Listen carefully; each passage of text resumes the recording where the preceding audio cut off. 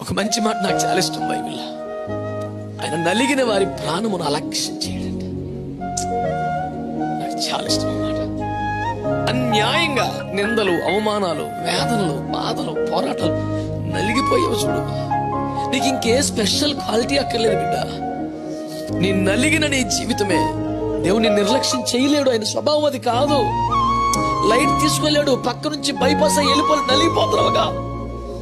నిద్ర లేని రాత్రులు గడిపావుగా. నువ్వు చేసిన నేరం కాదు, నువ్వు చేసుకున్న పాపం కాదు. నీకు వచ్చిన శ్రమ లాంటిది, నీకు వచ్చిన కష్టం లాంటిది, నీ కుటుంబ పరిస్థితి లాంటిది. అయినా విశ్వాసం వదులుకోలేదు, ప్రభువును వదులుకోలేదు. నీవే నలిగిపోయావు. ప్రభువును వదిలిపెట్టి లోకంలోకి వెళ్ళవు. ప్రభువును సంతోషపరిచే స్థాయికి రాలేకపోతున్నావు. నలిగిపోతున్నావు నువ్వు. నా యేసయ్య స్వభావం తెలుసా? ఆయన నలిగిన వారి ప్రాణమును అలక్ష్యం చేయలేడు. అనలేడు. ఆయన వల్ల కాదు.